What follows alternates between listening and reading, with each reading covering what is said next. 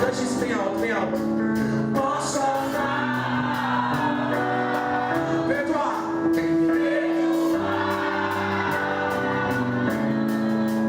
Posso amar,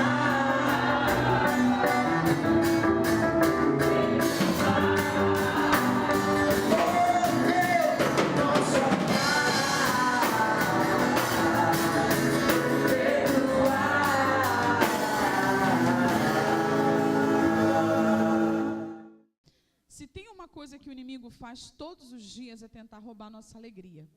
Porque valente nós somos, né?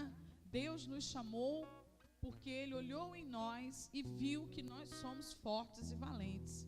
Às vezes as pessoas olham pra gente e falam: ih, ó, coitada lá, tá pensando que é alguma coisa. Mas não é desse jeito que Deus nos vê. Deus olha e diz: olha, lá vai o meu filho, feito a minha imagem e a minha semelhança, forte como eu, poderoso como eu. Olha, aquele ali é meu filho.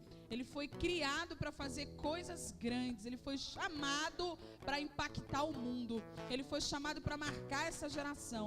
É assim que Deus olha para nós. Mesmo quando a gente está lá chorando, o Senhor vai e diz, né? Vai nessa tua força, porque foi assim que Ele falou para Gideão. Mas o inimigo trabalha para roubar nossa alegria, porque a Bíblia nos contou um dos maiores segredos que nós precisamos para viver nesse mundo.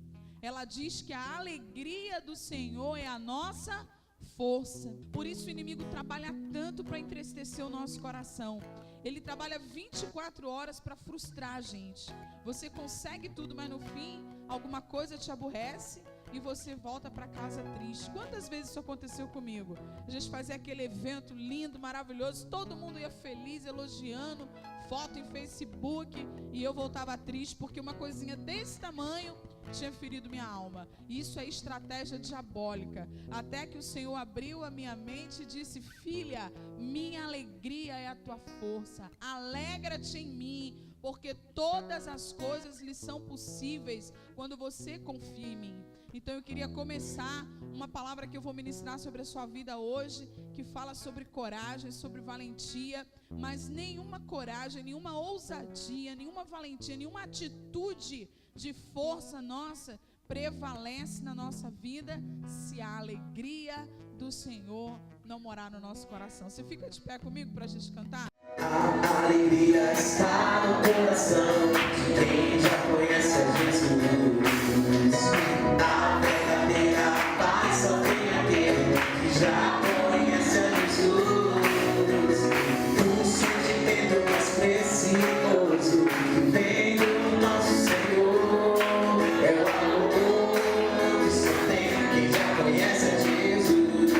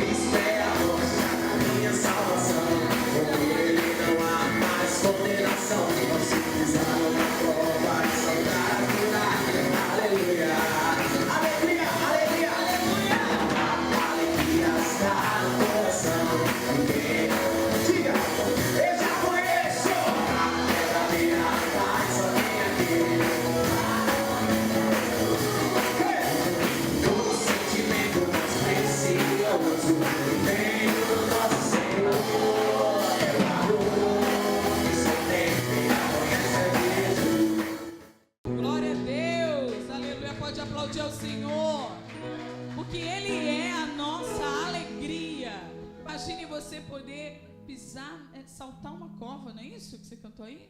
Imagina, né? Uma cova e saltar as muralhas. Olha, pisar numa cova e saltar as muralhas. Quem vai fazer isso em nome de Jesus? Amém? Comece abrindo a palavra do nosso Deus, essa poderosa palavra, essa palavra extraordinária que muda a nossa história. no livro de Deuteronômios, capítulo de número 31, versículo de número 7. Aleluia! Muito forte quando o Senhor fala conosco.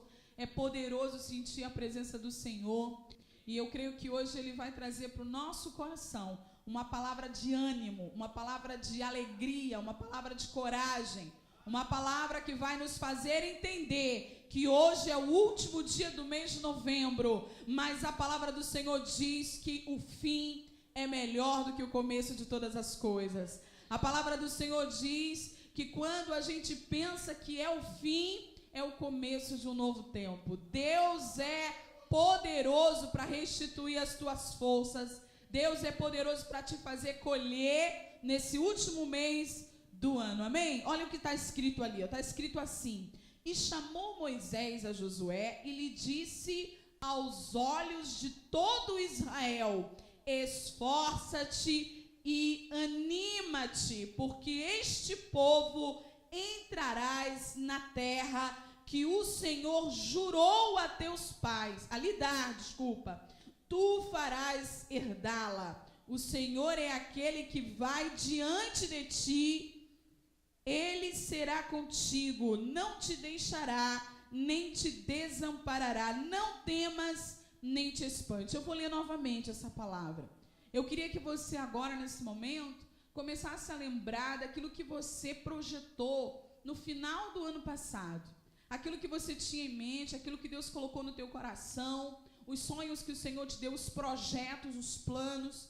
Nós começamos o culto aqui falando que Deus nos perdoa e que nós colocamos a culpa diante da cruz. Então, mesmo que você tenha sido culpado de tudo ter dado errado, ou de quase tudo não ter dado certo, que é melhor do que dizer que tudo deu errado, você pode entregar essa culpa na cruz e se sentir livre para receber graça, porque nós também cantamos aqui que por mais que a gente se esforce, isso não anula o favor, não anula a graça. E o Senhor tem graça suficiente para te fazer sair desse ano como vencedor e entrar 2015 com força e mentalidade alinhada com a palavra de Deus em Deuteronômios. Amém? Então, se você está aqui hoje, se você realmente veio a esta casa hoje com a esperança de receber uma palavra de renovo, leia novamente comigo. E chamou Moisés a Josué e lhe disse aos olhos de todo Israel: esforça-te e anima-te, porque com este povo entrarás na terra que o Senhor jurou a teus pais lhe dar, e tu os farás herdá-la. O Senhor, pois é aquele que vai diante de ti, e ele será contigo, não te deixará, nem te desamparará. Não temas, nem te espantes. Pode sentar, por favor. É lógico que se Deus chegou diante de Moisés e começou uma frase bem firme, né, no imperativo, né? Para quem estuda o português sabe que o imperativo é quando você dá uma ordem. E Deus começou falando com Moisés, ele não começou falando: oh, meu filho, olha, eu sei tudo que você passou, sabe, eu sei, olha, meu filho, a vida é assim. Deus não falou nada disso para Moisés. E com certeza ele sabia de tudo que Moisés havia passado e vinha passando. Mas ele olhou para Moisés e disse: esforça-te e anima-te, porque este povo entrarás na terra que o Senhor jurou a teus pais lhe dar.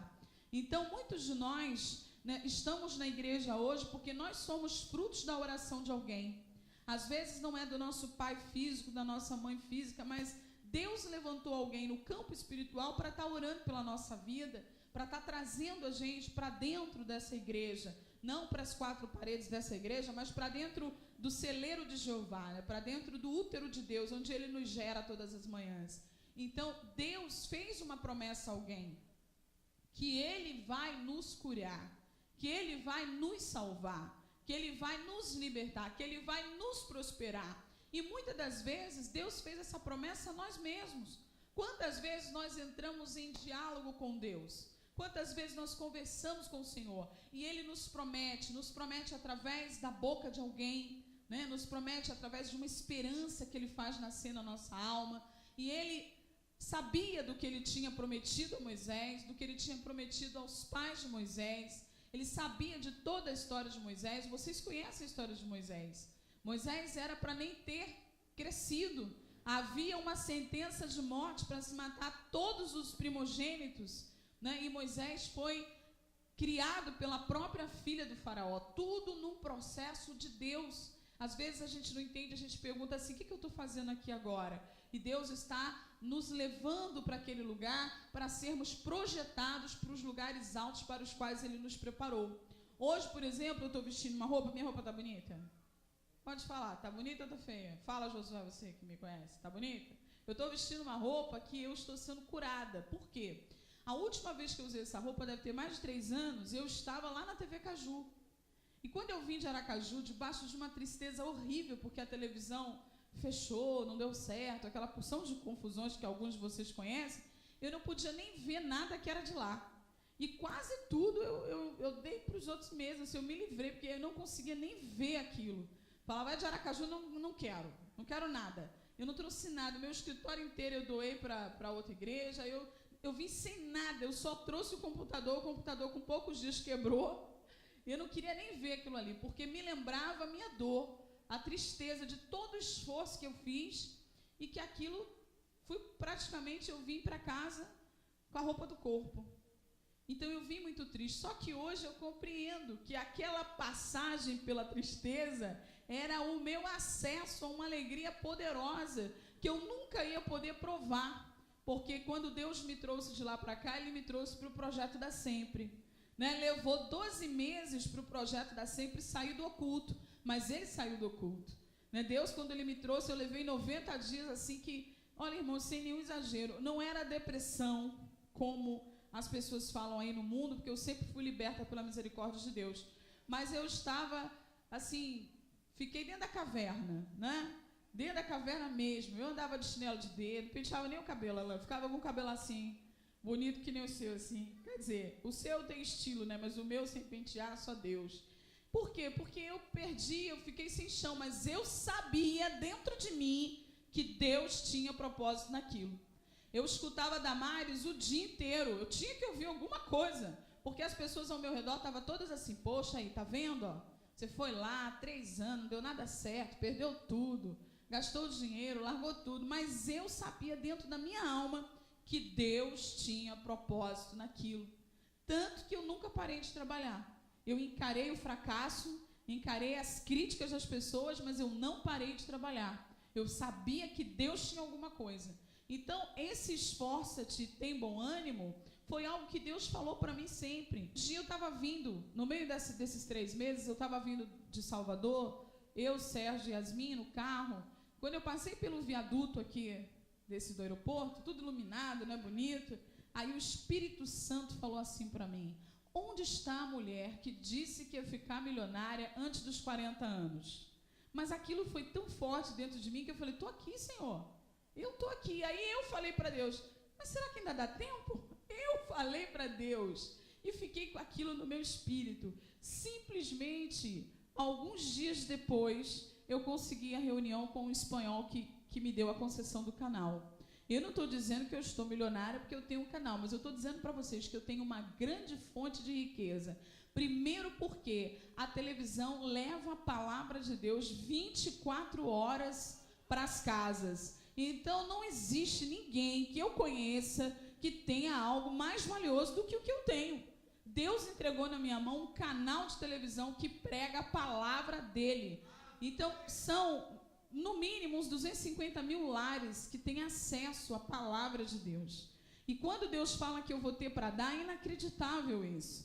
Nós vivemos isso dentro da emissora. Né? Nós sabemos o quanto ela tem sido canal de bênção na vida de várias pessoas. Então, essa riqueza que Deus tem para mim, que tem para você, ela não pode ser mensurada por dinheiro. O problema do crente é que, às vezes, ele quer entender a riqueza, entender o dinheiro, como as pessoas que não conhecem Jesus entendem.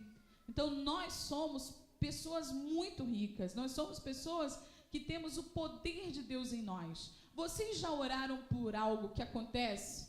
Já oraram? Quem já orou assim e Deus fez um milagre? Quem já fez isso? Gente, olha, eu vou falar uma coisa para vocês. Eu aprendi a usar a fé de um jeito que eu tenho até medo do que eu falo. Eu penso antes. Antigamente eu não pensava, não saía falando tudo. Deus vai fazer. Hoje não. Eu paro e penso. será que é bom Deus fazer isso? Será que vai dar certo? Eu vou conseguir dar conta? É isso mesmo que eu quero que Deus faça? Porque tudo que a gente tem profetizado, Deus tem feito. E depois, às vezes, a gente fica trabalhando de segunda a segunda sem parar para dar conta da profecia que a gente mesmo lançou que Deus ia fazer. Então, quando Deus nos diz esforça-te e anima-te, é algo que Ele está dizendo a Moisés. Moisés, imagine, ele foi criado no palácio. Ele foi criado tendo a filha do rei, do faraó, como mãe. Né? Aí às vezes a gente pensa assim, eu estou desanimado porque eu não tenho um carro, eu estou desanimado porque minha roupa não está bonita, porque eu não tenho um sapato vermelho igual da pastora, né? Eu estou desanimado por isso. Imagine Moisés, que tinha tudo, ele também estava desanimado, porque senão Deus não ia dizer para ele, esforça-te, anima-te. O ânimo não tem nada a ver com aquilo que você possui. Não é quem você é por fora que diz a tua força, mas é quem você é por dentro. Não é aquilo que você possui no mundo físico, mas aquilo que você possui no mundo espiritual. Há 10 dias atrás eu vi o Josué do lado da minha filha Yasmin. Assim, na hora que eu cheguei, eu nem vi do lado, eu olhei para um, olhei para o outro, falei, ajuda Yasmin, Josué, fica aqui com ela, faz isso aqui, vai para frente. Aí eu passei por ele em pé e falei assim, qualquer hora dessa eu estou fazendo um solo para vocês dois dançarem. Você quer? Ah, ele quer. Eu falei, eu vou fazer. Vocês vão dançar e nós vamos estrelar em muitos lugares e tal. Quando foi essa semana, na quarta-feira, eu acho. Na quarta-feira, eu falei isso dia 22. Na quarta devia ser 26, mais ou menos, né? Uma pessoa me ligou e eu fui para a reunião com ele para fazer um evento aqui no shopping, em Salvador Norte. Quando eu sentei na reunião, ele começou, não, porque eu queria uma coisa diferente. Na hora eu falei, você quer um espetáculo de dança? Ele, isso, adorei. Pode ser Yasmin e Josué? Nossa, eles são ótimos, eles têm uma imagem maravilhosa, eles têm isso, eles têm aquilo. Eu não sabia nem que se isso ia dar certo, né? Porque eu nunca nem vi Josué dançando na vida, entendeu?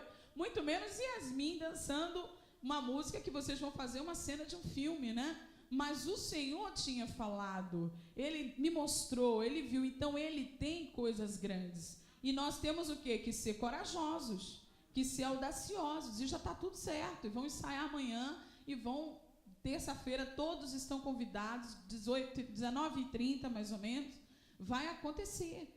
Então nós temos que tirar do oculto. Eles vão ficar ricos só porque vão dançar ali? Claro que não, não é assim que a riqueza flui. A riqueza flui de algo muito maior do que a gente pensa, que é simplesmente quanto eu vou ganhar para fazer isso. Que esse também é um grande mal humano, né? Quanto eu ganho para fazer isso? Quanto eu ganho para fazer aquilo? Meu irmão, simplesmente faça, se doe, entregue, sirva. Jesus nos ensinou que é dando que se recebe. A Bíblia diz que nós não devemos reter o bem, faça, se doe, entregue. Quanto mais você semear, mais você vai colher. A colheita é inevitável, agora a semeadura é uma escolha. Eles vão dançar, eles vão brilhar, muitas pessoas vão vê-los, outras portas vão se abrir e Deus vai tirar do oculto aquilo que tem para a vida deles. São coisas que vão acontecer. Nós não podemos pensar, e o que eu vou ganhar com isso? O que eu vou ganhar com aquilo? Essa é a mente mercantilista, essa é a mente lá de fora. Nós estamos no mundo para servir, para impactar. Ali, quantas pessoas vão estar ali que tem até dinheiro, né? Que compra as coisas, que não precisa nem se perguntar quanto é, escolhe, paga. Esses dias uma pessoa falou para mim, olha, chegou um cliente aqui agora, comprou 40 mil reais no débito. Eu falei, foi mesmo, no débito, pagou no débito. Eu falei, puxa, louvado seja Deus. Não existe, só que do mesmo jeito que essas pessoas convivem com dinheiro de uma forma tão comum, elas convivem com outros problemas que nós somos a solução para elas. E para tudo aquele que serve ao Senhor, Deus não deixa faltar nada. Então, eu não faço nenhum tipo de apologia à pobreza. Eu creio que todo cristão tem que prosperar.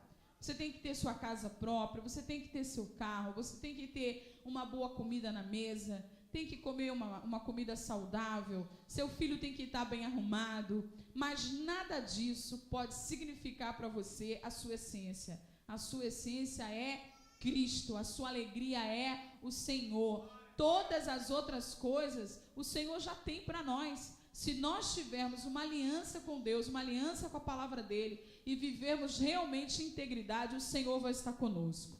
Eu comecei lendo Deuteronômios para você e eu queria falar também de Josué 1, versículo 9. Eu queria que você abrisse comigo isso. Por quê? Você disse para mim que é bom ter dinheiro, não é isso? Quem levantou a mão que acha legal ter dinheiro? Olha, para falar de dinheiro tem que ter coragem, porque as pessoas, né?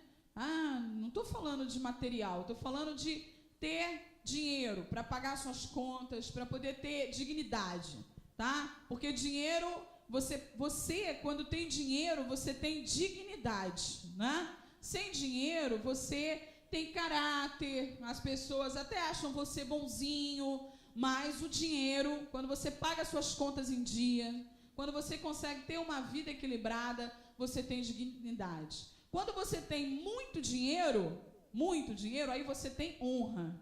Não é assim? Olha quem chegou. Aí você pode ter certeza que é assim. É dessa forma, tá? Não se escandalize, mas é desse jeito. Parou o carro ali, chegou fulano, e todo mundo abre espaço logo para fulano passar, né? Porque ele tem dignidade, como nós temos, pagamos nossas contas e tal, mas ele tem uma coisa que a gente não tem, ele tem honra. Ele chegou perfumado, vestido. É assim. Então, o mundo aí fora é assim, mas a Bíblia também. A Bíblia fala disso.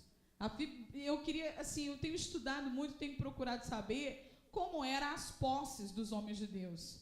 E eu não encontrei ainda ninguém sem dinheiro. Todos eram muito ricos. Então, assim, deve ter alguém, eu estou procurando, estou pesquisando, até acho que tenha, mas a grande maioria dos nomes que se sobressaem, Davi, né, o próprio Moisés, Abraão, eram homens, Jacó, homens riquíssimos, homens de posse. A diferença deles é que eles usavam a riqueza para a obediência de Deus, né? Então, Deus nos chamou para ocupar espaço. Olha para a pessoa que está do lado. Deus te chamou para ocupar espaço. Diga a ela. Agora, gente, não é ocupar espaço com coisa velha. Porque, olha só, tem casa que você chega que você não consegue nem entrar, né? A pessoa junta tudo quanto é cacareco. Aí você fala assim, ô irmãozinho, vamos fazer um negócio aqui na igreja, a gente vai fazer um bazar. Aí a pessoa já fica de olho no que vai chegar para o bazar para ela ganhar. Mas ela não vai na casa dela. E, gente, pelo amor de Deus, isso é o fim do mundo. Ninguém é tão pobre que não tenha nada para dar. Nós precisamos liberar coisas. O que eu posso dar aqui? O que eu posso entregar? A gente vive num mundo, dentro da nossa igreja, não posso falar das pessoas que estão lá fora, até porque a gente não ministra para quem não quer ouvir. A gente só ensina para quem quer aprender. Às vezes a gente está dentro da igreja, cheio de gente que só sabe olhar para o próprio umbigo. Mas eu preciso disso, mas eu preciso daquilo. O pastor não deu para mim, a pastora não deu para mim, fulano nem lembrou de mim. Só que aquela pessoa, ela tem que ter uma outra visão, uma outra postura. Ela tem que entrar naquela porta e dizer assim, para quem eu posso ser bênção? Na vida de quem eu posso ser uma bênção? O que eu posso fazer para melhorar? Porque é dando que se recebe, né? Então, a gente sempre tem alguma coisa para entregar para o outro. No livro de Josué, capítulo 1, versículo 9, está escrito assim, ó. Não fui eu que lhe ordenei, seja forte e corajoso. Não se apavore, nem desanime, pois o Senhor, o seu Deus, estará com você por onde você andar. Imagine que Deus deu uma ordem a Moisés. Poxa, gente, se fosse hoje, ia ter gente ofendido com Deus. Poxa, Moisés tirando o povo do deserto, né, fazendo aquele esforço. Imagina, Deus, olha para mim. Não, vamos falar de mim para não falar de Moisés, hein? Vamos falar de mim. Eu trabalho 18 horas por dia quase. Faço milhares de coisas, né? Aí Deus olha para mim e fala, Patrícia, te esforça, anima-te. Eu vou olhar para Deus, mas mais ainda, Senhor, pelo amor de Deus, o que o Senhor quer de mim? Mas foi isso que Deus fez com Moisés. Mesmo ele sendo um valente, trilhando um caminho de saída do Egito, Imagina quanto esforço Moisés não já tinha imprimido, não já tinha feito. Imagina a animação que ele não devia ter para dizer vamos, e o povo vinha atrás. E Deus mandou ele se esforçar e ter bom ânimo. Então é bom que você entenda que Deus não olha para você como um coitado. Porque se ele não olhou para Moisés, não é para você que ele vai olhar. Ele está sempre pedindo mais de você. E a mesma coisa ele fez com Josué. Olha para isso, ó. Não fui eu que lhe ordenei, seja forte e corajoso. Não se apavore, não desanime, pois o Senhor, seu Deus, estará com você por onde você andar. Do mesmo jeito que ele manda a gente se esforçar e não se desanimar, ele garante que está conosco. Ele garante que está do nosso lado. Ele é conosco. Então, essa é uma palavra muito positiva, tá certo? Agora, sempre que a gente observa um processo, por exemplo, se você observar uma empresa que cresce, tá? Você, aqui mesmo no bairro, tem tantas empresas. Então, você observa uma empresa que começa pequenininha e que não tem muitos recursos, e aquela empresa vai crescendo, ela vai elaborando um caminho que vai melhorando ela. Aquela pessoa que está à frente daquele negócio, com certeza ela é uma pessoa corajosa. Por quê? Porque ela ousou abrir um negócio. Às vezes abre até um mercado onde já tem outros mercados, e ela precisa de coragem para aquilo ali. Imagina você ser responsável pelo sustento da tua casa e ainda ser responsável por pagar empregados, por pagar impostos, por pagar aluguel. Alguém faria isso sem ter coragem? Não. Agora, tem pessoas também que não conseguem nem ter coragem de ir para o ponto do ônibus, pegar o ônibus para ir para o trabalho. Mas depois ele vem para a igreja, né? E a gente tem que orar, repreender o inimigo. Não tem sentido. Tem algum sentido isso? Né? Então, nós precisamos entender o que é espiritual e o que é natural. Porque tem crente que não precisa de libertação no campo espiritual, não. Precisa mesmo é se livrar da preguiça, né? É se livrar daquela coisa de, Deus não olha para mim, eu orei tanto, não aconteceu. Você tem que ser forte, você tem que ser valente, você tem que ver a oportunidade e assumir a oportunidade. São detalhes na nossa vida que vão mostrando quem nós somos, que vão mostrando se Deus pode ou não confiar em nós. Porque se a gente não tem a ousadia necessária, Deus levanta outro. Deus não vai parar a obra dele porque eu ou você não temos coragem para prosseguir. Tem uma outra coisa que é fazer a coisa certa. Por exemplo, olha, eu até coloquei uma citação assim grifada, que diz o seguinte, Martin Luther King, ele é líder do movimento dos direitos civis, né? Uma pessoa que foi responsável pela divisão da igreja com o protestantismo. E ele disse assim, olha que coisa incrível, ó, a capacidade máxima de um homem não se mede nos momentos de conforto e conveniência, mas nos tempos de desafio e controvérsia.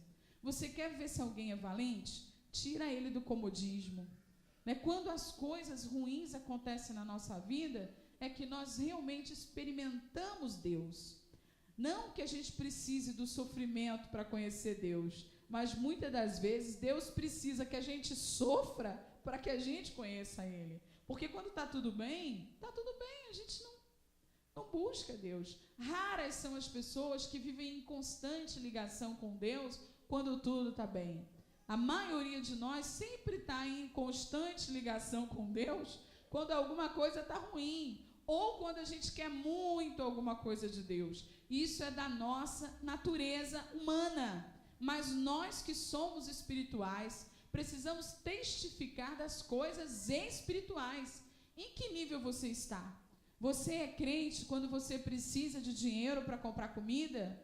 Você é crente quando você precisa de um emprego? Você é crente quando você precisa que seu marido volte para casa? Ou você é crente constantemente? O seu relacionamento com Deus é um relacionamento diário. A palavra do Senhor diz que Ele busca verdadeiros adoradores que o adorem em espírito e em verdade. Então, essa palavra de hoje, que tem mais um pedacinho aqui que eu quero ler com você, a gente já leu Deuteronômio, já leu Josué, e eu queria ler Samuel 15, 24.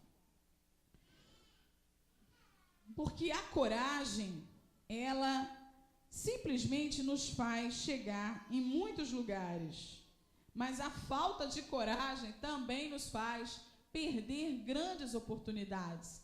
E o que aconteceu com Saul foi exatamente isso.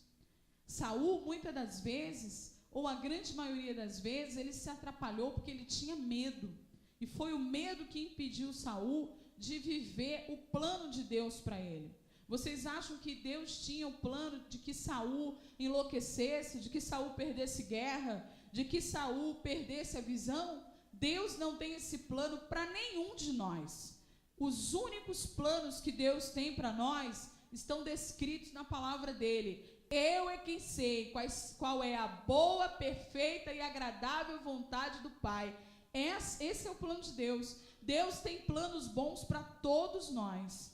Mas muitas das vezes, por desequilíbrio emocional, muitas das vezes por um caráter não apurado, muitas das vezes por falta de ética, pessoas temperamentais que você começa a conversar aqui, tá tudo bem, tá tudo ótimo. Mas se alguma coisa no meio da conversa não soar de acordo com aquilo que ela espera, pronto, acabou tudo. Vira uma briga, uma confusão. Ai, Espírito Santo, que luta. E você não sabe mais nem o que fazer, porque não tem o que ser feito. A pessoa, por ela mesma, por atitude dela, ela destrói tudo. Às vezes, projetos de anos, amizades de anos. Por quê? Porque não tem controle emocional. E isso está dentro da nossa igreja.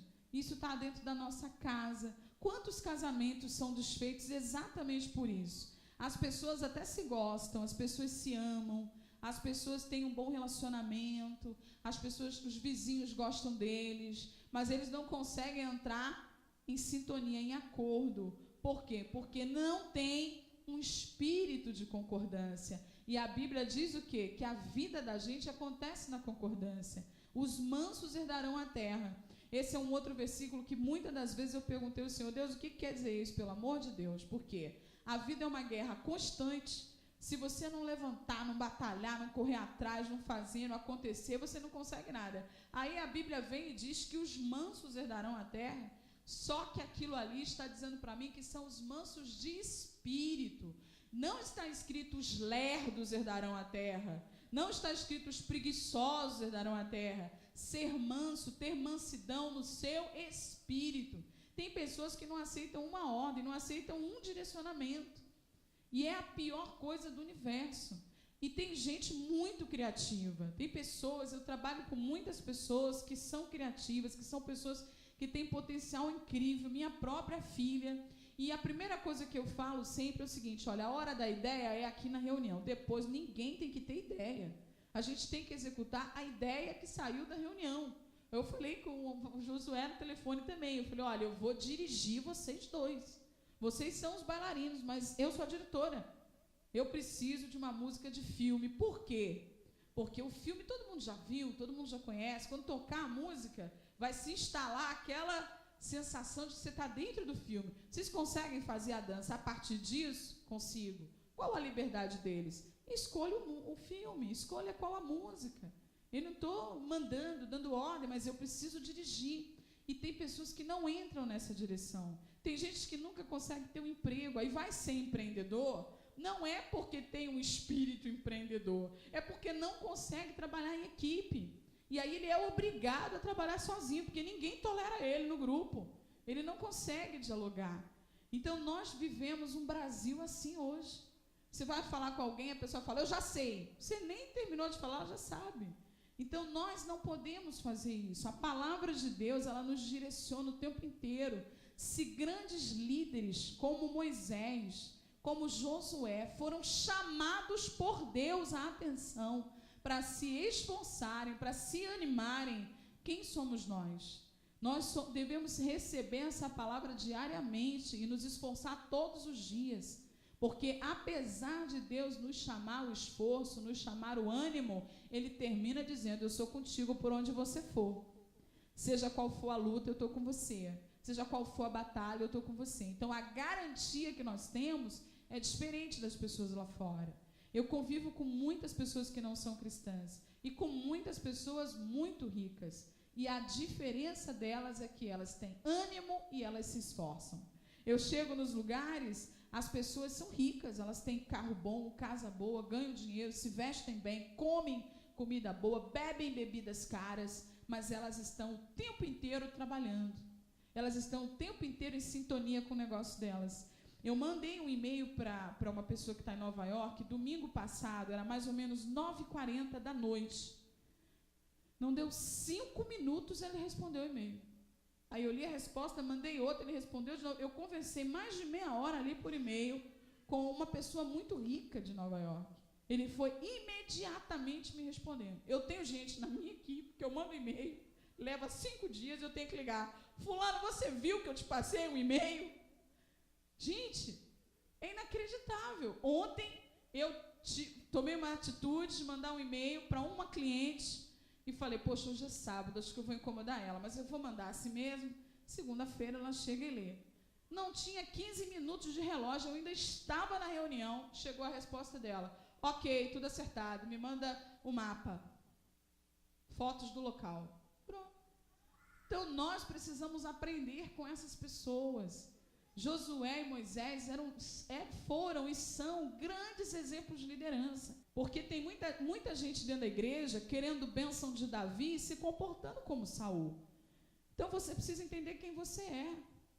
Davi, no momento da guerra, ele adorava a Deus. Ele adorava a Deus, ele estava lá, o Senhor é o meu pastor, nada me faltará. Ele fazia salmos para o Senhor. Ele estava adorando a Deus. Você sabe o que é isso? No meio da aflição, da angústia, do Golias, da guerra com Saul, ele estava adorando a Deus. E o louvor dele quebrava cadeias. Olha só. Pequei, disse Saul, violei a ordem do Senhor e as instruções que tu me destes. Tive medo dos soldados e os atendi. Pode um líder, no meio da frente de uma batalha, liderar um povo e ter medo dos soldados do exército do inimigo dele? Você acha que se o pastor vir para cá e ele começa a orar, e aí as lutas começam, e aí ele fica com medo do diabo, ele fala, fecha aí a igreja porque eu estou com medo do diabo. Senhor, eu fiquei com medo do diabo. Existe isso? Eu posso fazer uso do meu título, da minha autoridade, da minha unção, se eu tiver medo? Medo é algo que tem que ser vencido. Lançando fora todo medo. É isso que você deve fazer. E é isso que eu vim aqui nessa noite dizer para você. Eu queria que você agora considerasse todos os medos que você tem. Porque ter medo não é pecado, mas viver dominado pelo medo é maldição. E você precisa ser livre disso. Você tem que dominar o seu medo e não permitir que o seu medo lhe domine. A coragem da gente está exatamente em lidar com os nossos medos, em lidar com as nossas angústias, em lidar com as nossas aflições. E a gente precisa aprender a se lançar naquilo que Deus fez. Então, eu queria que você refletisse sobre esse ano. Nós estamos no último dia do penúltimo mês do ano. Quantas portas se abriram na tua vida? Quantas destas portas você não passou porque você teve medo? Quantas coisas você não fez porque você teve medo de se arriscar? Eu não estou dizendo para você sair aqui e abrir um negócio amanhã, mas no mínimo faça um planejamento. No mínimo projete coisas grandes, porque a palavra do Senhor diz, conforme pensei, sucederá. Você é exatamente aquilo que você tem dentro do seu coração. Eu não tenho como ministrar a palavra do Senhor e não falar da minha vida, porque quando eu vinha para cá, o Senhor me deu uma palavra poderosa, eu gravei no WhatsApp, já tem várias pessoas ali sendo ministradas. Nós passamos por um tempo dentro da igreja em que a marca da nossa roupa, a marca do nosso carro, as viagens que a gente fazia, era o nosso testemunho de Cristo. Olha, fulano é muito abençoado, olha o carro dele. Fulana só anda, olha, Jesus abençoou fulano. Mas nós já vencemos essa fase. A roupa, o carro, o sapato, é Deus na minha vida. É aquilo que Deus proveu para mim. Eu preciso disso. Porque eu ando nas alturas, nos lugares onde as pessoas estão assim, desse jeito. Agora, tem ministérios que é no gueto. Eu posso entrar no gueto desse jeito assim? Vou lá pregar, como é que eu vou subir? Eu tenho como andar desse jeito, com esse salto? Eu preciso estar de chinelo. Eu preciso andar de outra forma. Então, roupa, sapato, carro, não tem nada a ver com ser abençoado ou não. Isso se chama provisão de Deus para a minha necessidade. Se a minha necessidade é essa, o Senhor vai me prover. Se a minha necessidade não é essa, Ele vai me prover outras coisas. O meu ministério precisa de dinheiro? Deus vai prover dinheiro. O meu ministério precisa de influência? Deus vai prover influência. O meu ministério precisa que eu tenha diálogo com comunidades carentes? Precisa que eu tenha abertura com grupos, com facções? Precisa que os bandidos me respeitem para eu entrar ali, para eu ministrar? Deus vai prover negócios e vai prover relações para que isso aconteça comigo. Agora, onde está a bênção de Deus? Aonde está aquilo que eu levo para as pessoas? No meu caráter. Você quer levar Jesus para alguém? Cuide dos seus relacionamentos. A maneira como você se relaciona dentro da sua casa, a maneira como você se relaciona com seus amigos, com as pessoas com quem você trabalha, a maneira como você se relaciona com os seus inimigos, diz quem é Deus na tua vida. Você é o outdoor do céu. As pessoas estão lendo Jesus na tua vida. Você é a propaganda ambulante do Evangelho. Você não precisa de Bíblia, você não precisa disso. Você é a Bíblia andando nos lugares. Você precisa da Bíblia para estudar em casa, mas não para pregar para ninguém. O seu testemunho diz quem é Cristo.